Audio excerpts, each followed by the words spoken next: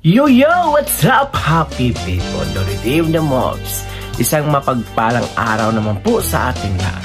For today's video mga kuys, mga gayas, ay kilalanin po natin ang nag-iisang taong nag-aalaga sa nag-iisang elepante po dito sa Pilipinas. But dahil nagpaalam na po si Maali, emotional damage.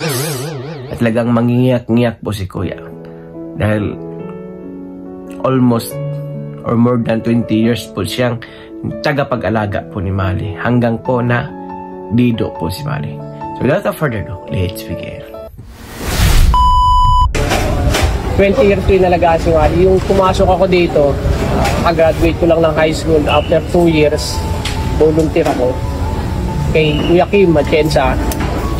At nagbigay niya ako ng trabaho, napasok ako ng government as a casual dito sa Manila 2. Hindi ko ina-expect na dito ako makakapagtrabaho.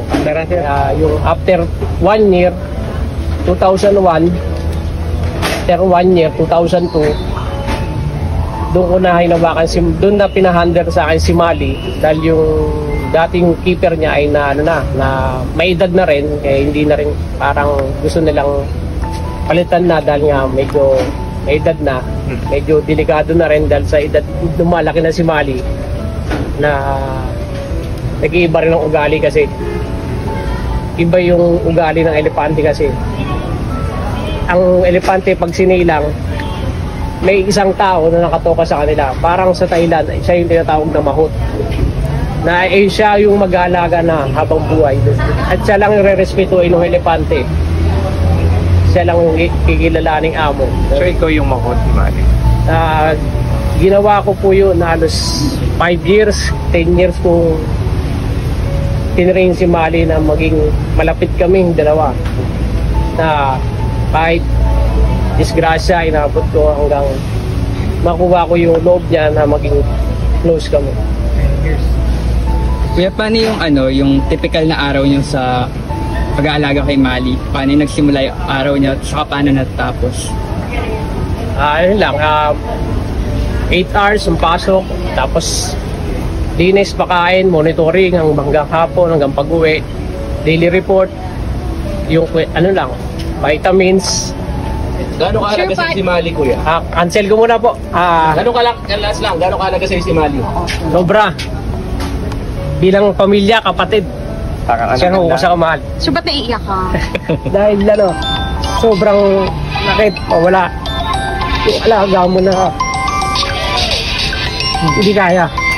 Paano to sila? Naging pamilya na buhay. Mapapalitan ba si Maali sa buhay mo? Hindi ko pa po alam kung alam.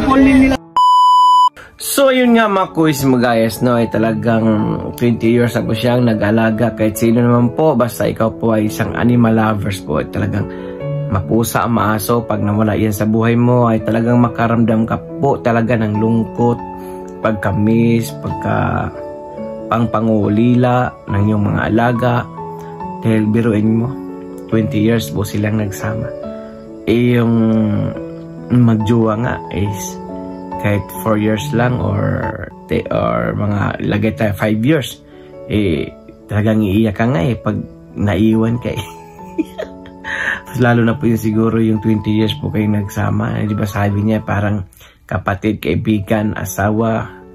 Yun na po yung kanyang relationship between the man and the animals, mga kuys, mga guys, no? Grabe mga kuys, mga guys, no? So talagang nag-iisang elepante lang po yun dito sa Pilipinas, no? Na si Maali, mga kuys, mga guys. At nagpapasalamat po tayo kay Yorme Isko dahil sa panahon po ni Yorme Isko ay nakatikim ng ginhawa po si Maali. Dahil nga po, di ba, inayos ni Yorme Isko yung Manila Zoo, na pinaganda ni Yorme yung Manila Zoo. So nakatikim din si Maali bago pumanaw ng magandang buhay, di ba, o maaliwalas na paligid.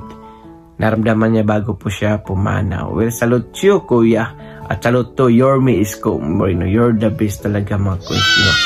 Kasi Isko Moreno talaga ay grabe. So congratulations nga pala kay Yorme Isko for 500k subscribers sa kanyang YouTube channel na subscribe sa mga guys. I think nakasubscribe na kayo kay Yorme Isko Moreno Dumaguso YouTube channel. So paki-comment down below mga guys kung ano po yung nararamdaman nyo rin pag nawalan po kayo ng mga mahal sa buhay, kahit mga pet man yan, animals. Pag animal lovers talaga kayo, ay talagang makakaramdam po kayo ng lungkot. So for now, I'm God Pilipinas. God first, God bless all, peace.